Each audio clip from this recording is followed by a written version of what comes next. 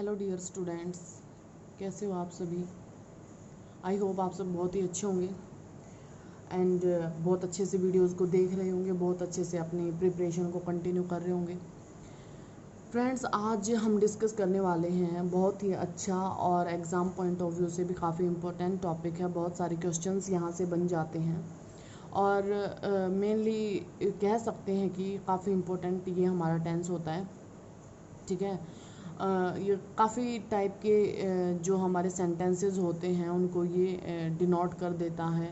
ठीक है, इनका यूज़ करके हम काफ़ी टाइप के सेंटेंसेस बना पाते हैं जिनको लेकर एग्ज़ाम में क्वेश्चंस पूछ लिए जाते हैं और हम वहाँ पे कंफ्यूज हो जाते हैं कि इसमें तो वो वाला भी आ सकता था, वो वाला भी आ सकता था, वो वाला टेंस भी आ सकता था। मतलब कुल मिला के ये होता है कि हमें वहाँ पे कन्फ्यूज़न होता है। इंडेफिनेट लगाएं, कॉन्टिन्यूस लगाएं, परफेक्ट लगाएं, वट एवर क्या कौन सा टेंस यहाँ पे लगाएं। ठीक है, तो अपने सारे कन्फ्यूजन्स को दूर करने के लिए प्लीज़ वीडियो को लास्ट तक देखना। हम सारे के सारे पॉइंट यहाँ पे परफेक्ट टेंस के डिस्कस करने वाले हैं। जितने भी टाइप से परफेक्ट टेंस यूज़ हो सकता है, जिस टाइप से भी एग्ज़ाम में यहाँ से क्वेश्चन बनते हैं, जैसे भी पूछे जा रहे हैं, सब हम अपना इस वीडियो में डिस्कस करने वाले हैं। तो चलिए अपना सबसे पहले परफेक्ट टेंस का जो मेन स्ट्रक्चर होता है उसी से बात को शुरू कर लेते हैं।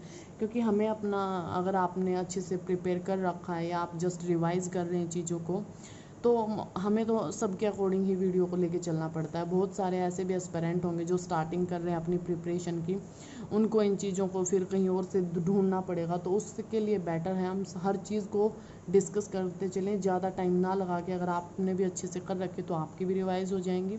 तो फ्रेंड्स, स्ट्रक्चर से ही एक बार इसको देख लिया जाए। सबसे पहले जो हमारा प्रेजेंट परफेक्ट टेंस होता है, उसके लिए मैंने जब आपको अपने टेंस का फर्स्ट वीडियो हमने किया था तो उस क्लास में हमने डिस्कस किया था कि जो मेन जो पॉइंट होता है इस टेंस को देखने का, वो ये होता है कि कोई एक्शन, अगर कोई एक्शन ए पॉइंट से शुरू होता है, ठीक है, और उसका कंप्लीशन बी पे हो जाता है, हमें ये पता चल जाता है कि ये एक्शन यहाँ से शुरू हुआ है और यहाँ पे ख़त्म हुआ है। इसका मतलब कि वो एक्शन परफेक्ट स्टेट में है, वो एक्शन कंप्लीट हो चुका है। हमने देखा कि, जैसे मैं आपको एग्जांपल ले लेती हूँ, हमने देखा कि राम ने सुबह 9 बजे खेलना शुरू किया और वो 12 बजे तक खेला। इसका मतलब हमें ये पता है वो काम 9 बजे शुरू हुआ और वो काम 12 बजे ख़त्म हो गया। हमें उसके स्टार्टिंग का भी पता है, उसके कंप्लीशन का भी पता है। अगर हमें दोनों स्टेट्स विजुअलाइज हो रही हैं, हमारे माइंड में है, उसका स्टार्टिंग भी उसका एंड भी। जैसे कोई काम 2 साल पहले शुरू हुआ था और वो अभी 6 महीने पहले कंप्लीट हो चुका है। किसी ने बुक लिखनी शुरू की थी, उसकी बुक कंप्लीट हो चुकी है। तो इस टाइप के जितने भी एक्शन होते हैं वो हमारे सारे परफेक्ट स्टेट में होते हैं, क्योंकि हमें पता होता है कि यहाँ से वो एक्शन चलना शुरू हुआ था और यहाँ पे वो एक्शन कंप्लीट भी हो चुका है।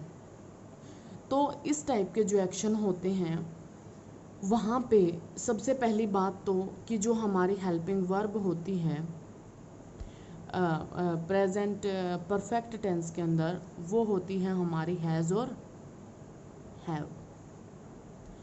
अब इस बात का तो आपको पता ही होगा, अगर नहीं पता है तो सुन लीजिए कि जो हैव होता है वो हेल्पिंग, जो हैज़ होता है वो हेल्पिंग वर्ब होता है, लेकिन वो सिंगुलर सब्जेक्ट्स के साथ यूज़ होता है। सिंगुलर सब्जेक्ट के साथ यूज़ होता है। हमारे सिंगुलर सब्जेक्ट्स कौन से होते हैं? ही, शी, इट वगैरह वगैरह। ठीक है, अगर बात कर लें हैव की, तो जो हैव होता है वो प्लूरल सब्जेक्ट के साथ यूज़ होता है। प्लूरल सब्जेक्ट जो होते हैं उनमें हम बोल सकते हैं आई, वी, यू, दे। इस टाइप के जो सब्जेक्ट होते हैं एंड वी, जो ये शुरू शो करते हैं कि वहाँ पे जो नंबर ऑफ पर्सन्स हैं या जो सब्जेक्ट्स हैं वो प्लूरल फॉर्म में हैं। तो उसी के अकॉर्डिंग हम अपनी हेल्पिंग वर्ब यहाँ पे इन दोनों में से कोई भी यूज़ कर लेते हैं।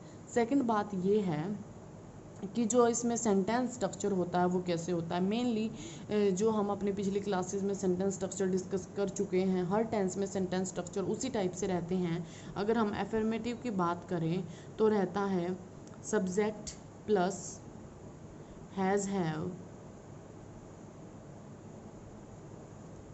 प्लस वर्ब की थर्ड फॉर्म।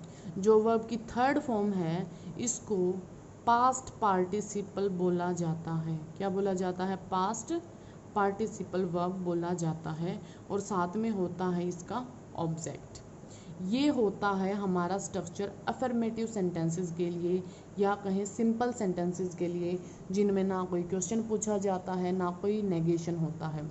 लेकिन अगर हम बात कर लें नेगेटिव सेंटेंसेस की, ठीक है, नेगेटिव सेंटेंसेस की, नेगेटिव सेंटेंसेस क्या कौन से होते हैं? नेगेटिव सेंटेंसेस से मेरी बात है कि जिन एक्शंस में नॉट को कन्वे किया जाता है, कि बताया जाता है कि वो एक्शन नहीं हो रहे, ऐसा नहीं हुआ, इस टाइप से जो सेंटेंसेस होते हैं जहाँ पे नॉट उनके साथ आता है, तो वहाँ पे क्या होता है? सब्जेक्ट प्लस हैज़ हैव हमारे यहाँ पे क्या है? Helping verb plus not plus main verb that is third form of verb and object. Are you getting? And next is interrogative sentences. Interrogative sentences का क्या मतलब है? जिन सेंटेंसेस में इंटेरोगेशन किया जाता है, किसी से कोई क्वेश्चन पूछा जाता है, वो सेंटेंस होते हैं हमारे इंटेरोगेटिव सेंटेंसेस। इंटेरोगेटिव सेंटेंसेस में क्या होता है? जो हमारी हेल्पिंग वर्ब होती है, जो यहाँ पे हैं हैज़ और हैव, ये हेल्पिंग वर्ब हमारी सेंटेंस से पहले जंप कर जाती है। तो वहाँ पे हम लिखेंगे हैज़, हैव, जो भी होगा हमारे सेंटेंस के सब्जेक्ट के अकॉर्डिंग वो हम लिखेंगे। उसके बाद सब्जेक्ट होगा, उसके बाद थर्ड फॉर्म ऑफ वर्ब होगी और उसके बाद ऑब्जेक्ट होगा। एंड ये बात तो हो गई जब हम इंटेरोगेशन करेंगे किसी भी अफर्मेटिव सेंटेंस का, सिंपल सेंटेंस का। लेकिन अगर हमें किसी नेगेटिव सेंटेंस का इंटेरोगेशन करना है, वहाँ पे हम उस चीज़ को इंटेरोगेट भी कर रहे हैं और वो बात वहाँ पे नेगेटिव भी है, तो हम उसको कहेंगे has, have plus subject plus not plus third form of verb plus object.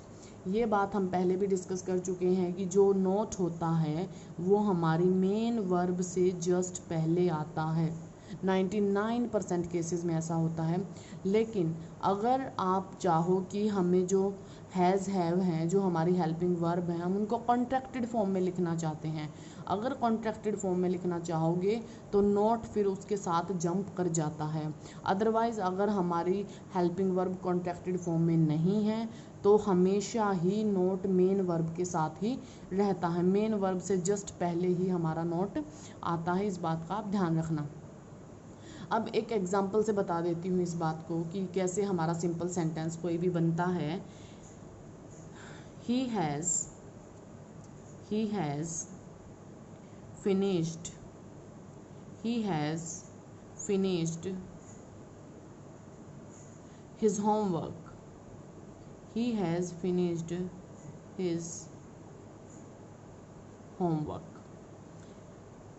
अब देखिए ध्यान से, सब्जेक्ट आ गया, हेल्पिंग वर्ब हैज़ आ गई, मेन वर्ब फिनिश आ गई, फिनिश की थर्ड फॉर्म आ गई फिनिश्ड, और हिज वर्क ये हमारा होगा complete object. Are you getting? अब इसमें जो मेन बात क्या है, अगर आपको इसको इंटेरोगेटिव बनाना है तो आप इसको लिख सकते हो has he finished his homework. क्या उसने अपना काम पूरा कर लिया? ठीक है, तो ऐसे बोल सकते हो has he finished his homework. लेकिन अगर आप इसको नेगेटिव फॉर्म में शो करना चाह रहे हो तो आप वहाँ पे अगर जस्ट सिंपल को नेगेटिव बनाना चाह रहे हो तो आप यहाँ पे नोट लगा देना, he has not finished his homework, उसने अपना काम कंप्लीट नहीं किया। और अगर आप इंटेरोगेटिव में नोट लगाना चाह रहे हो तो आप इसको जो हमारी मेन वर्ब है इससे पहले लगा देना, ये आ जाएगा यहाँ पे has he not finished his homework. दोनों ही केसेस में मेन वर्ब को याद रखना, मेन वर्ब के साथ ही आया है। लेकिन अगर कॉन्ट्रैक्टेड फॉर्म की जैसे मैं बात कर रही थी, आप यहाँ पे लिखना चाहो hasn't hasn't he finished homework, hasn't he finished his homework. तो फिर ये हमारा चला जाएगा अपनी हेल्पिंग वर्ब के साथ, hasn't he finished his homework. तो यहाँ पे ये हैजंट जब कॉन्ट्रैक्टेड फॉर्म में बना, हैज़ नॉट को अपने साथ लेके गया, तो वो यहाँ पे जंप कर जाएगा, वो हेल्पिंग वर्ब के साथ नहीं रहेगा। मैक्सिमम इसके स्ट्रक्चर में यही केसेस पॉसिबल होते हैं। आप इस टाइप के सेंटेंसेस को इसी तरह से बनाइएगा। अब जो हमारी मेन बात है, ये तो हो गया हमारा इंट्रोडक्शन। अब जो मेन बात है, जहाँ से क्वेश्चन आते हैं कम्पिटिटिव एग्जाम्स में, ना तो कोई स्ट्रक्चर पूछता है, होता है 1-2% स्ट्रक्चर वगैरह पे भी क्वेश्चन कोई पूछ ले, लेकिन मोस्टली होता नहीं है। जो मेन पॉइंट्स है, जहाँ से क्वेश्चन बनते हैं, उनके बारे में डिस्कस कर लेते हैं एक बार। अगर आपको डेफिनेशन के अकॉर्डिंग अगर आप बात करो, तो प्रेजेंट इन जो परफेक्ट टेंस होता है वो क्या होता है? उसका मतलब होता है कि कोई एक्शन जब हम बोल रहे हैं उसके बारे में, उससे पहले ही वो ख़त्म हो चुका है। मतलब at the time of speaking the action is already complete in the past. उससे पहले ही पास्ट में वो एक्शन कंप्लीट हो चुका है, ठीक है, वो हमारा परफेक्ट टेंस में आ जाता है, ठीक है। या फिर अगर हम इसको कहें, an action that happened at an unspecified time before now या रिसेंटली फिनिश्ड। मतलब कि अब से पहले वो एक्शन कब फिनिश हुआ, उसका टाइम स्पेसिफाई नहीं है, बट वो फिनिश हो चुका है। Both are same statements and according to both statements we can understand that जो एक्शन पहले कंप्लीट हो चुका है, जिसका कंप्लीशन हो चुका है, जिसकी डेडलाइन आ चुकी है, जो कंप्लीट फॉर्म का एक्शन होता है, वो परफेक्ट एक्शन होता है, जिसका हमें स्टार्टिंग और एंड पॉइंट पता होता है, जिसको हम माइंड में विजुअलाइज करके सुनते ही हमें ये पता चलता है कि हाँ, ये वहाँ से इतने टाइम में ये एक्शन कंप्लीट हो चुका है, ठीक है। अब ज़रूरी नहीं है उसके साथ उसका टाइम स्पेसिफाई कर रखा हो। For example, he has read this story, he has read this story, he has read this story। इसका मतलब है कि वो स्टोरी को पढ़ चुका है, ठीक है, उसने स्टोरी पढ़ ली है। ये हमें नहीं पता उसने कब पढ़ी, बट वो पढ़ चुका है, ठीक है। इसमें कोई उसका टाइम स्पेसिफाई नहीं है। अगर हम बात करें एक और सेंटेंस से, अगर हम लिखें पीपल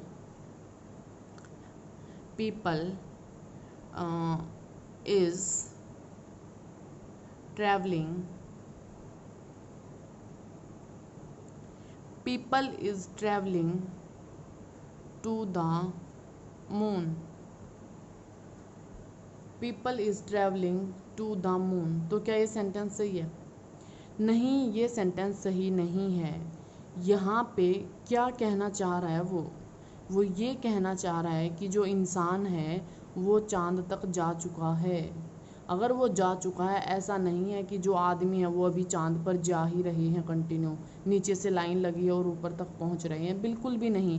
अंडरस्टैंडिंग की भी बात है, और जो मेन जनरल जो बात कही जा रही है उसका टाइम स्पेसिफाई नहीं है, बट उसको क्लियर कर दिया गया है। तो ये क्या कहना चाह रहा है? ये कहना चाह रहा है कि जो आदमी है, जो इंसान है, वो चांद तक जा चुका है। इसका मतलब इसका कंप्लीशन हो चुका है। कंप्लीशन हो चुका है तो पीपल के अकॉर्डिंग हेल्पिंग वर्ब यूज़ करेंगे हैव, और फिर जो पास्ट पार्टिसिपल हमारी वर्ब यहाँ पे यूज़ होने वाली है, that is travelled. People have travelled to the moon is a correct sentence. Okay, अब सेकेंडली, ये तो हो गई हमारी फर्स्ट वाली बात कि जो एक्शन रिसेंटली फिनिश्ड हैं, जो अनस्पेसिफाइड टाइम में फिनिश हैं, उन एक्शंस को हम प्रेजेंट परफेक्ट टेंस में लिखते हैं। सेकेंडली जो बात हमारी होती है कि जो प्रेजेंट परफेक्ट हमारा टेंस होता है, वो इस टाइप के एक्शंस को डिनोट करता है जो एक्शन हमारे यहाँ पे पास्ट में कहीं से शुरू हुए थे और अभी प्रेजेंट आ चुका है, और उसके बाद भी वो एक्शन कंटिन्यू ही है। प्रेजेंट के बाद भी वो एक्शन कंटिन्यू ही है, प्रेजेंट में भी वो एक्शन कंटिन्यू है। तो इस टाइप के एक्शन जो प्रेजेंट और पास्ट के बीच में ब्रिज बनाने का काम करें, उनको जोड़ने का काम करें, वो एक्शन भी हमारे परफेक्ट टेंस में ही आते हैं। ये हमारा कॉन्सेप्ट नंबर 2 है। अब इससे रिलेटेड एग्जांपल्स हमारे क्या क्या होने वाले हैं वो आप देख लीजिए। जैसे I have called for 3 weeks। I have called for 3 weeks। इसका कहने का क्या मतलब है कि उसको 3 हफ्ते से उसको कोल्ड हो रखा है, ठीक है, और वो कोल्ड उसको 3 हफ्ते पहले शुरू हुआ था लेकिन आज भी वो कंटिन्यू ही है, वो अभी ठीक नहीं हुआ है। कहने का मतलब है पास्ट में भी वो काम हो रहा था, नियर पास्ट में, और फ्यूचर में भी वो काम प्रेजेंट में भी वो काम कंटिन्यू ही है। तो यहाँ पे पास्ट और प्रेजेंट जोड़ के उसने मिला के बताया उसको 3 week। अब हमने देखा कि यहाँ पे आना तो चाहिए प्रेजेंट परफेक्ट, जैसे पास्ट और प्रेजेंट का ब्रिज बन रहा है वैसे तो आना चाहिए प्रेजेंट परफेक्ट, लेकिन यहाँ पे तो है हमारी क्या, वर्ब की फर्स्ट फॉर्म। वर्ब की फर्स्ट फॉर्म देख के हमें समझ आया कि अच्छा अगर ये इंडेफिनेट में है तो क्या वो इसको फैक्ट मान रहा है, क्या वो ये मान रहा है कि हाँ उसको 3 हफ्ते के लिए ही कॉल्ड है, और मतलब उसने पहले से ही उसको डिसाइड है कि ये कोल्ड मेरा 3 हफ्ते के लिए रहने वाला है। I have cold for 3 weeks, मैं कह रहा हूँ कि मैंने 3 हफ्ते के लिए कोल्ड को अपने पास रखा है और वो मुझे 3 हफ्ते रहने वाला है। ऐसा तो नहीं होता। किसी बीमारी के बारे में हम पहले से नहीं जानते कि वो कितने दिन तक टिकने वाली है, कितने दिन तक रहने वाली है, तो ऑब्वियसली हमने उसकी अनाउंसमेंट तो नहीं की होगी कि ये 3 week तक रहने वाली है। इसका मतलब वो ये कहना चाह रहा है कि 3 week से उसको ये बीमारी है और कंटिन्यू है अभी, ठीक है, अभी ये ठीक नहीं हुई है। तो यहाँ पे अगर आपको यूज़ करना है आई के अकॉर्डिंग करोगे हैव, साथ में आपको चाहिए वर्ब की 3rd फॉर्म। और एक चीज़ का और ध्यान रखना, कभी भी आप वर्ब की फॉर्म अपनी मर्ज़ी से नहीं लगा सकते, जो हमारे ऑप्शन में गिवन होती है उसी की 3rd फॉर्म आपको बना के लगानी होती है। अगर आप कहो कि हैव था, हमने तो एक हैव लगा दिया, तो हम दोबारा से कैसे इसको यूज़ कर सकते हैं? बिल्कुल कर सकते, क्यों नहीं कर सकते। और उसी के अकॉर्डिंग अगर मैं बात करूँ तो जो हैव है उसकी वर्ब की 3rd फॉर्म होगी क्या, हैड। तो यहाँ पे ये बनेगा I have had cold for 3 weeks, कि मुझे 3 week से ये बीमारी है और कंटिन्यू चल रही है। इसका ये मीनिंग हमारा निकल के आता है, ठीक है। अब एक सेंटेंस और देख लेते हैं, इसके ऊपर आपको अच्छे से क्लियर हो जाएगा ये कॉन्सेप्ट। जैसे शी हैज़ बीन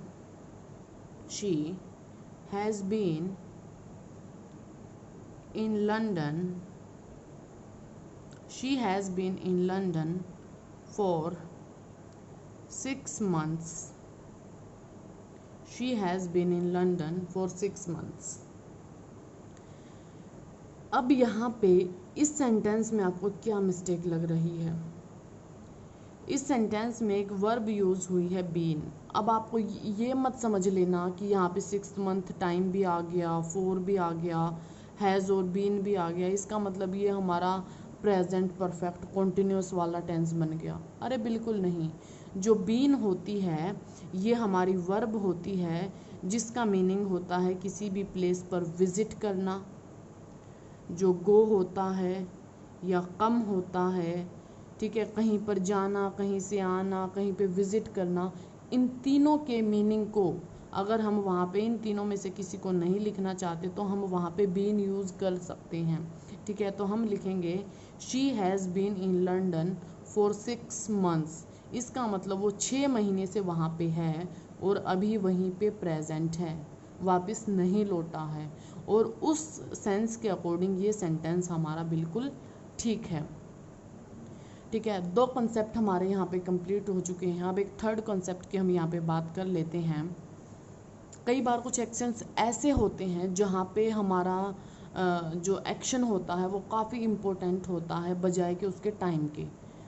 हमें जस्ट ये जानने की इच्छा रहती है कि वो एक्शन हुआ है या नहीं हुआ, हमें ये मतलब नहीं होता कि उसका टाइम कुछ भी रहा हो। ठीक है, अगर मैं कहना चाहूँ कि हमने काफ़ी प्रोग्रेस कर ली है, ठीक है, आफ्टर फ्रीडम, आज़ादी के बाद हमने काफ़ी प्रोग्रेस कर ली है, तो हमें ये नहीं बताने की ज़रूरत है वहाँ पे कि हमने आज़ादी के बाद ही की है। अगर मैं जस्ट ये कह दूँ कि हमने काफ़ी प्रोग्रेस कर ली है तो ये भी काफ़ी होगा। ये बात यहाँ पे अंडरस्टूड हो जाएगी कि अगर काफ़ी प्रोग्रेस की है तो ऑब्वियसली हमारे देश ने आज़ादी के बाद ही प्रोग्रेस की है, या रिसेंटली जब भी की है प्रोग्रेस हो चुकी है। कहने का मतलब ये है कि वहाँ पे उसका कंप्लीशन हो चुका है, डेडलाइन उसकी आ चुकी है। तो हम इस चीज़ को कैसे बोल सकते हैं? हम इसे बोल सकते हैं एक सेंटेंस में, आप खुद ही देखना आप इसको इस तरह से बोल पाओगे या नहीं बोल पाओगे। वी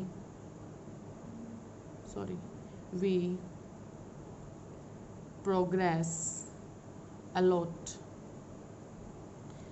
क्या ये सेंटेंस सही लग रहा है? We progress a lot. अगर आप देखो तो ये एक प्लूरल सब्जेक्ट है, आपने प्लूरल वर्ब यूज़ कर दी और अलॉट लगा दिया, बट नहीं, ये सेंटेंस गलत है। ये सेंटेंस फैक्ट नहीं है, ये कंप्लीशन को शो नहीं कर रहा, ये जस्ट एक फैक्ट को शो कर रहा है, लेकिन मीनिंग के अकॉर्डिंग ये एक फैक्ट नहीं हो सकता। ठीक है, हमें इसके कंप्लीशन को शो करना है, क्योंकि जो प्रोग्रेस का काम है वो कंप्लीट हो चुका है, हम प्रोग्रेस कर चुके हैं। इसका मतलब यहाँ पे हमें परफेक्ट टेंस यूज़ करना पड़ेगा और हमें यहाँ पे लगाना पड़ेगा we have, according to we subject, have हमारी हेल्पिंग वर्ब होगी यहाँ पे। वी प्रोग्रेस्ड, हमें प्रोग्रेस की थर्ड फॉर्म यहाँ पे यूज़ करनी पड़ेगी और ये हो जाएगा वी हैव प्रोग्रेस्ड अलॉट।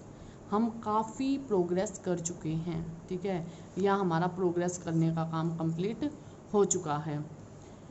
जैसे एक सेंटेंस मैंने अभी डिस्कस किया था, people have travelled to the moon.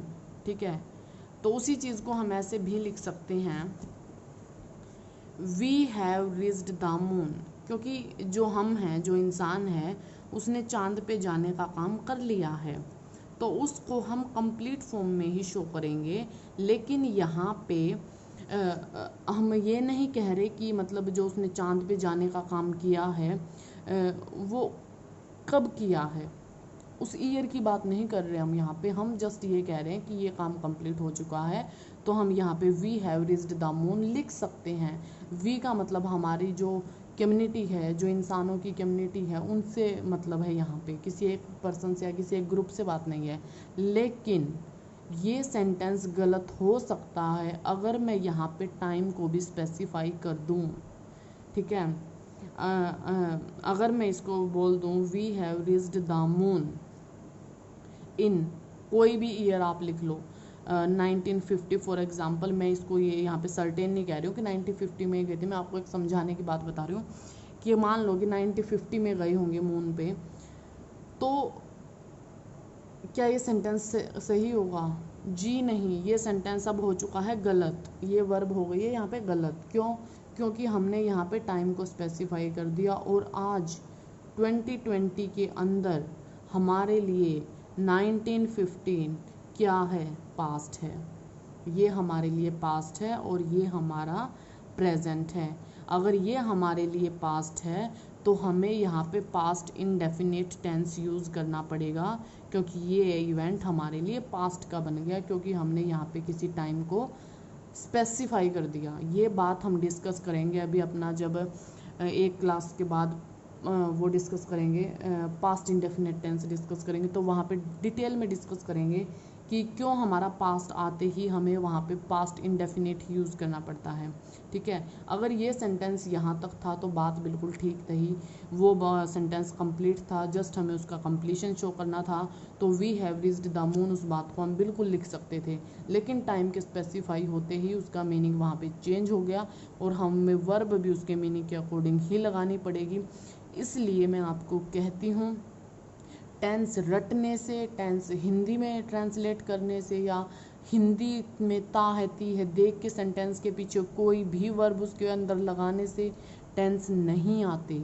Tense का अपना एक तरीका होता है, मीनिंग के अकॉर्डिंग, सिचुएशन के अकॉर्डिंग बातें बदल जाती हैं और उनके अकॉर्डिंग ही हमारे जो स्टेटमेंट्स हैं वो चेंज हो जाते हैं और वर्ब हमें चेंज करनी पड़ती है। तो रटने से कोई भी चीज़ हमें नहीं मिलने वाली है, रटने से बिल्कुल भी टेंस आप नहीं सीख पाओगे। आपको जिस तरह से मैं ये चीज़ें बता रही हूँ इस तरह से सीखने की कोशिश करनी पड़ेगी। और मैं बिल्कुल आपको डेफिनेटली ये बात बता देती हूँ कि अगर आप मेरे नोट्स को अच्छे से नोट्स बना के या ध्यान से 1-2 बार वीडियोस को देख के इन चीज़ों को अच्छे से समझ लेते हो तो आपको इन चीज़ों को पकड़ने में टाइम नहीं लगेगा। हाँ, practice makes a man perfect. आपको इस चीज़ का तो ध्यान रखना ही पड़ेगा कि बिना रिवीजन के, बिना प्रैक्टिस के तो कुछ भी नहीं आता। आपको अगर इस तरह से चीज़ें सीखनी है तो 1-2 बार तो आपको इनको अच्छे से करना ही पड़ेगा। तो आज वाले टॉपिक को यहीं पे फिनिश करते हैं। नेक्स्ट अभी ये टेंस हमारा कंप्लीट नहीं हुआ है, अभी इसकी 1-2 क्लासेस और होने वाली हैं जिसमें हम बिल्कुल एडवांस लेवल पे इसको देखने वाले हैं कि किस तरह से एग्ज़ाम में ये पूछे जाते हैं। ये तो सिर्फ इंट्रोडक्शन और 1-2 कॉन्सेप्ट ही हमारे हुए हैं, अभी इसके ऊपर काफ़ी सारे कॉन्सेप्ट्स रहते हैं। तो प्लीज़ टेंस को अच्छे से सीखने के लिए इसी तरह मेरे साथ बने रहिए, अपने एफ़र्ट्स लगाइए, अच्छे से मेहनत करिए, अच्छे से कुछ अचीव करिए, मुझे भी सपोर्ट करिए ताकि मैं आपके लिए और अच्छा कंटेंट प्रोवाइड करा सकूं और आपको कहीं भी कोचिंग्स वगैरह पे ना घूमना पड़े। Okay friends, bye bye.